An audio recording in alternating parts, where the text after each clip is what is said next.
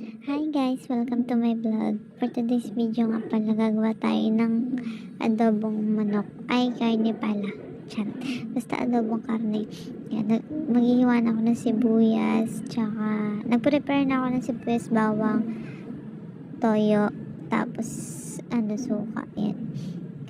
Time-snap ko na para mabilis syempre. Pag mabagal ako, edi nga bells. Charot. Tapos yun, nagbalat na ako ng bawang. Kinibs-kibs ko lang na medyo maliliit. Tapos nilagay ko na sa lalagyanan. Pagkatapos, hiniwa ko na yung sibuyas. Ay, tumurit. Ayan. Pagkatapos ko yung hiwain si sibuyas. Mga siguro 3 sibuyas yan. Kasi maliliit eh. Ayan. Natira lang sibuyas yan na binigay. Tapos yun. Maliliit siya. Kahirap yung hiwain guys.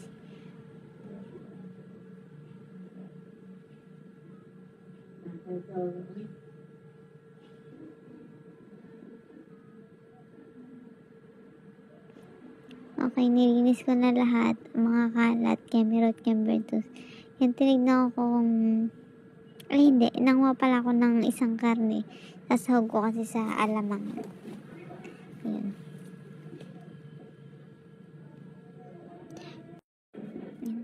Hiniwa ko lang siya ng maliliit. Tapos fast forward tayo syempre. Naglagay na ako ng kasirola sa kalan. Syempre sinigyan ko na yung apoy. Pagkatapos ayan, pagpasensya yun yung background na pinaglalagyan namin. Ganyan talaga yan ay matanggal yung stain. Tapos hindi yun, mainit na. Nilagyan ko na ng mantika. Konti lang. Pagpasensya nyo na medyo maingay dito yung TV kasi malakas. At tinagay ko na yung kamay ko, tinignan ko kung mainit na yung kardero. Ay, yung mantika pala. Diba? Siyempre, ilalagay na natin yung bawang. Konti lang bawang kasi ilalagay ko yun sa alamang yung iba. Sininaan ko rin yung apoy, baka masunog yung kardero. Ay, este kaserola pala. Ano ba yun? Mali-mali ako.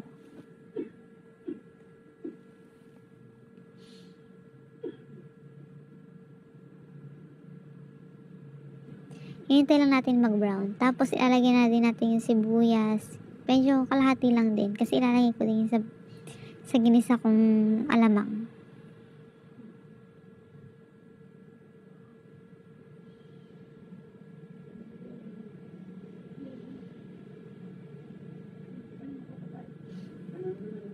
Siyempre, pang mabilisan, time-slap na naman. Yan, nilagay ko na yung karne.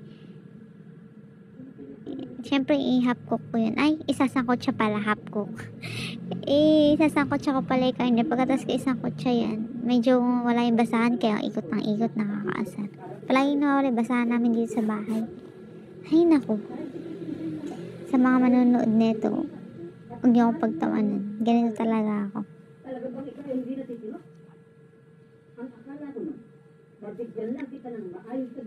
Naghanap kasi ako ng basahan. Wala akong mahanap. Diba? Tapos yun, hinalo-halo ko na. Pagkatapos, ayun, minahanap na pala akong basahan. Yun, hinalo-halo ko na. Pagkatapos ko halo-haluin. Siyempre, tatakpan ko na. Ay, hinalo ko pa pala. Tapos tinakpan ko na. Naghanap pa ako ng takip eh. Oh, tiyanan. Oh, diba?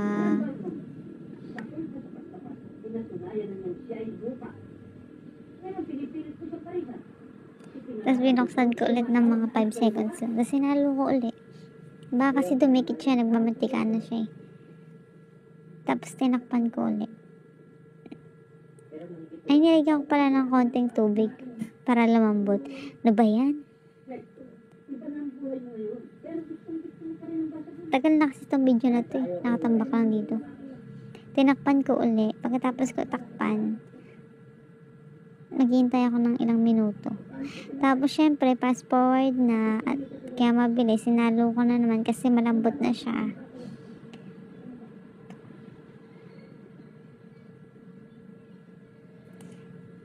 Yan, tinusok ko man, tinidor ko matigas na o malambot. Kung matigas o malambot yung karne. Ay, syunga-syunga ko talaga. Yan, hinalo-halo ko muna.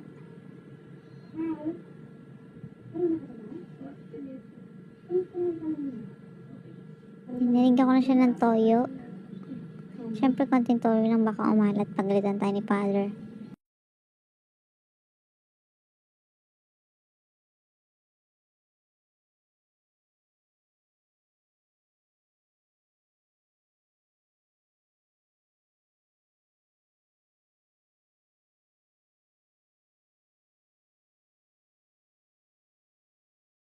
Nilagyan ko na ng, ay hindi pala pamintal, laurel. Sorry naman. Nilagyan ko na ng laurel. Siyempre, mga 2 supot na laurel lang yan. O, diba? Kasarap niya pag naluto, guys. Natatakam ako habang binuboy sa over ko to. Nilagyan ko na ng paminta.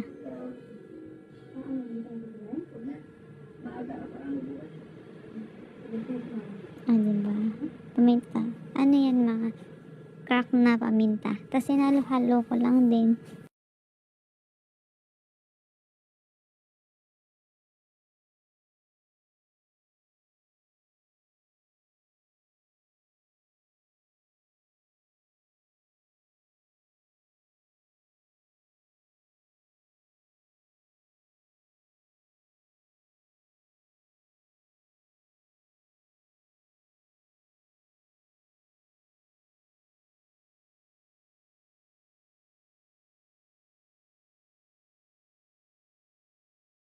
Ano na yung nilagay ko? Naglo-loading out ako, shit. Nilagyan ko ng bechin. Bahala na dito. Nilagyan ko ng bechin. Tapos pagkatas ko na yung bechin, nilagyan ko ng suka. Tapos di ko muna siya hinalo para para malasa siya. Kumapit yung lasa. Ganun ako magluto. Pasensya yun, kamay ko ugat-ugat na. Ano kasi, tad-tad. Ano kasi, sobrang sipag kasi masyado. Yan, fast forward na tayo. Syempre, hinalo ko na. Ayan, dumidikit na siya. Nagmamantika na siya. O, diba? Pag mamantikain ko lalo yan. Gusto nila kasi may sabaw. Gusto ko naman tuyo. Bakit ba? Ako nagluto eh. Charot lang. Baka sabihin mo sa mga ugali ko.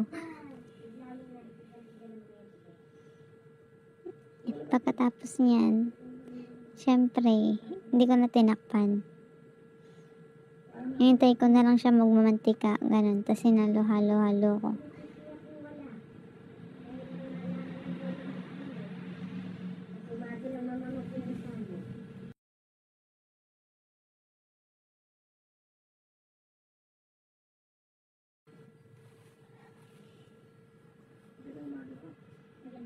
Siyempre, nagmamantika siya. Siyempre, masarap. Nagugutom na naman ako.